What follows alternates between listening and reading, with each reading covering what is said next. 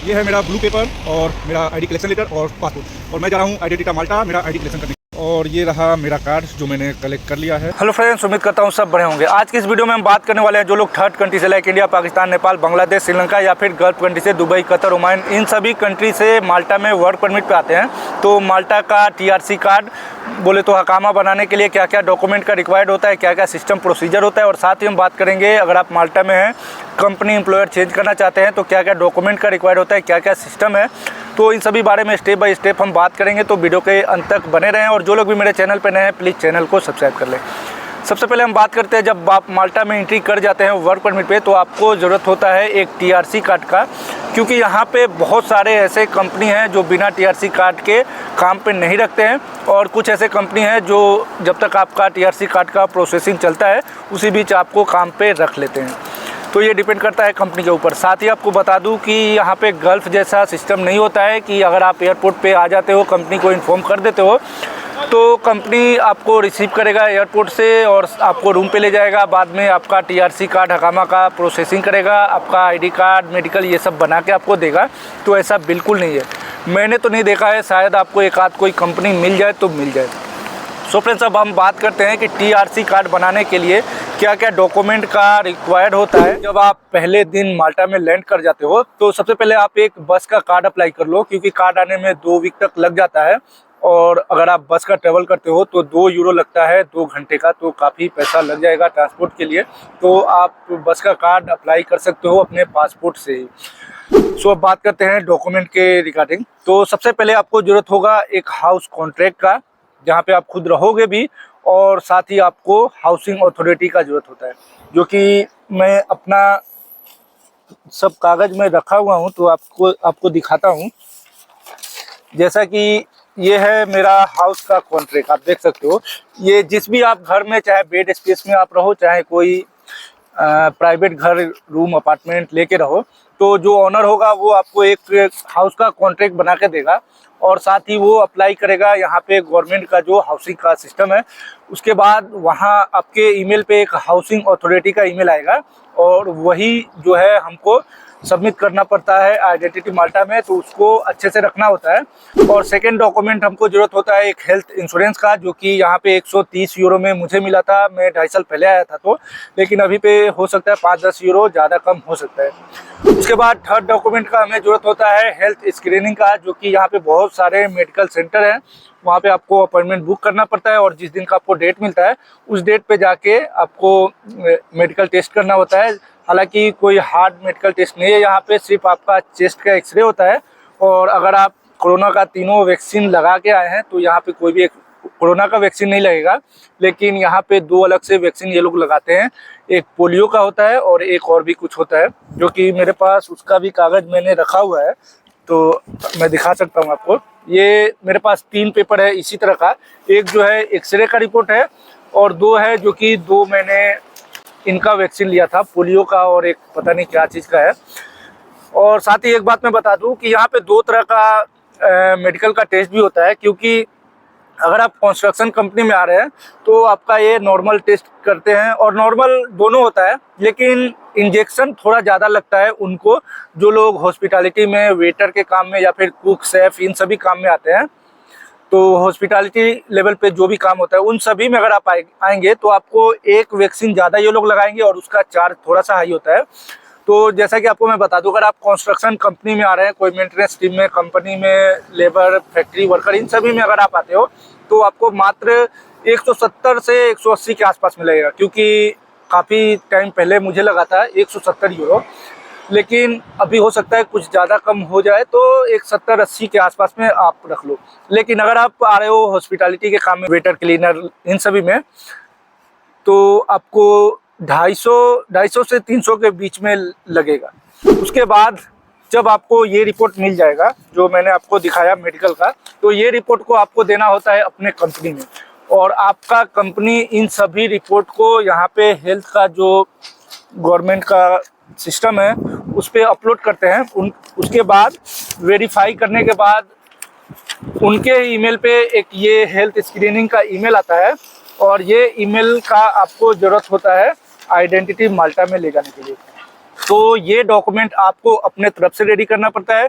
बाकी आइडेंटिटा का जो अपॉइंटमेंट होता है उसका अपॉइंटमेंट लेटर लेके, और साथ ही कुछ डॉक्यूमेंट जो है आपका कंपनी बना के देगा। तो इन सभी डॉक्यूमेंट को लेके जिस दिन आपका अपॉइंटमेंट होता है आइडेंटिटा माल्टा में, तो उस डेट पे आपको उसी टाइम पे पहुंच के बायोमेट्रिक करना पड़ता है। सभी डॉक्यूमेंट अगर आपका सही होता है, वो लोग वेरीफाई करते हैं, तो आपका फिंगर लगता है, आपका फ़ोटो, ये सब लगा के वो आपको एक ब्लू पेपर देते हैं, जो कि मैं आपको दिखा रहा हूँ। ये है ब्लू पेपर। जब आपको ये ब्लू पेपर मिल जाता है तो इसका मतलब है कि आप अब माल्टा में जो है काम कर सकते हो इस ब्लू पेपर के बिहाफ पे। और ब्लू पेपर मिलने के बाद, पहले क्या था, सिस्टम कुछ अलग था। ब्लू पेपर मिलता था 4 दिन से 5 दिन में एक कलेक्शन लेटर, जो मैं आपको वीडियो में दिखा रहा हूँ, ये आपके घर पे आएगा। फिर आपको खुद ये लेके जाना पड़ेगा आइडेंटिटा में, फिर आप आईडी कलेक्ट करोगे, जैसे कि मैं आपको दिखा रहा हूँ। ये है मेरा ब्लू पेपर और मेरा आईडी कलेक्शन लेटर और पासपोर्ट, और मैं जा रहा हूँ आइडेंटिटा माल्टा मेरा आईडी कलेक्शन करने के लिए। सो फ्रेंड्स, ये है आइडेंटिटा का माल्टा का एजेंसी, और यहाँ से मुझे आईडी कलेक्ट करना है। और ये रहा मेरा कार्ड जो मैंने कलेक्ट कर लिया है। तो इस तरह से आपका आईडी आपके पास आ जाएगा। फिर आप लोग एलिजिबल हो जाओगे माल्टा में काम करने के लिए। फिर इसके बाद आपका जो कंपनी है वो आपके लिए एक टैक्स नंबर अप्लाई करेगा, और साथ ही आपको जॉब प्लस में रजिस्टर करेगा। तब जाके आप पूरी तरह से लीगल हो जाते हो माल्टा में काम करने के लिए, और हर महीने आपका टैक्स कटेगा, और जॉब प्लस पे आप रजिस्टर रहोगे तो आप सिक्योर रहोगे। उसके बाद साथ ही मैं आपको बता दूं कि अगर आप माल्टा में आते हो, आपके कंपनी के साथ 3 महीने का प्रोबेशन पीरियड है, 2 महीने का, 1 महीने का प्रोबेशन पीरियड है। तो इस बीच अगर आप कंपनी चेंज करना चाहते हो तो कंपनी चेंज कर सकते हो। लेकिन अगर आप कॉन्ट्रैक्ट में हो, लाइक प्रोबेशन पीरियड 2-3 महीने का ख़त्म हो गया और कंपनी का कॉन्ट्रैक्ट शुरू हो गया, 1 साल का या फिर 2 साल का कॉन्ट्रैक्ट बनाया है कंपनी, तो फिर आप कंपनी नहीं चेंज कर पाओगे, क्योंकि अभी गवर्नमेंट ने कुछ रूल्स चेंज किया हुआ है। जितने साल का कॉन्ट्रैक्ट है उतना साल आपको उस कंपनी के साथ काम करना पड़ेगा, वरना यहाँ पे हर महीने का टैक्स कुछ अलग से पे करना पड़ेगा। तो बेहतर होगा कि आप प्रोबेशन पीरियड में हैं और आपको चेंज करना है कंपनी, तो पहले कर ले, या फिर कंपनी का 1 साल का कॉन्ट्रैक्ट है तो 1 साल का कॉन्ट्रैक्ट पूरा करके फिर आप कंपनी चेंज कर ले।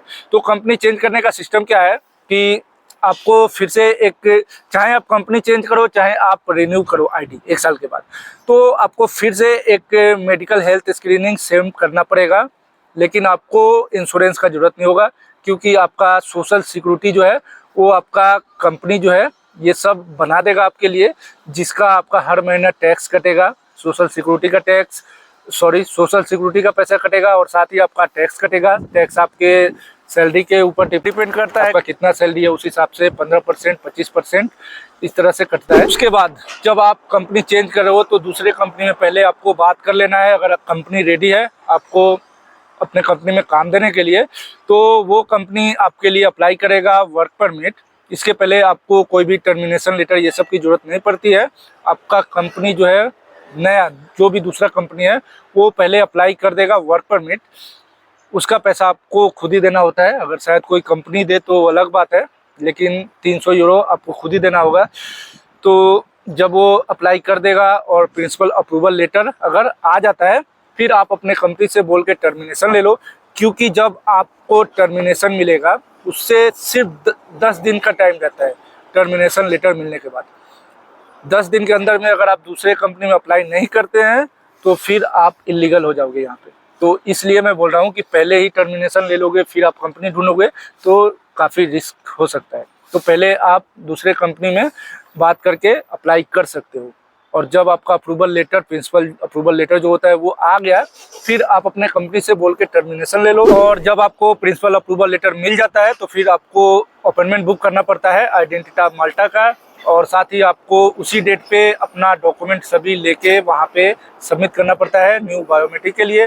तो डॉक्यूमेंट में आपको जरूरत पड़ता है आपके हाउसिंग अथॉरिटी का पेपर हो गया, और साथ ही जॉब प्लस का टर्मिनेशन का एक लेटर आपको मिलेगा, और मेडिकल का हेल्थ स्क्रीनिंग होगा, और साथ ही जो प्रिंसिपल लेटर आपको मिला होता है वो प्रिंसिपल अप्रूवल लेटर, और अपॉइंटमेंट जो आपने बुक किया है उसका पेपर आप लेके जाएंगे तो आपको फिर से सेम सिस्टम होगा, बायोमेट्रिक होगा, फ़ोटो होगा, और साथ ही आपको फिर से वो एक ब्लू पेपर देंगे, और ब्लू पेपर मिलने के बाद आप फिर से लीगल हो जाओगे आप दूसरे कंपनी में काम करने के लिए।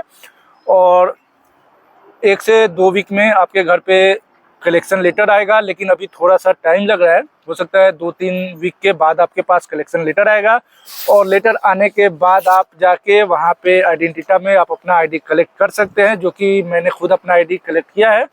और उसके बाद आप लीगल तरीके से दूसरे कंपनी में काम कर सकते हैं। तो यही प्रोसीजर है, और आप यहाँ पे जितना बार चाहें उतना बार कंपनी चेंज कर सकते हैं, लेकिन जो परमिट का पैसा होता है वो आपको खुद देना होता है।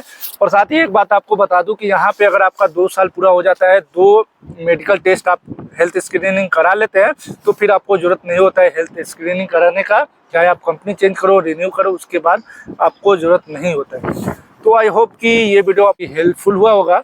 तो मिलता है फिर नेक्स्ट वीडियो में, तब तक के लिए धन्यवाद।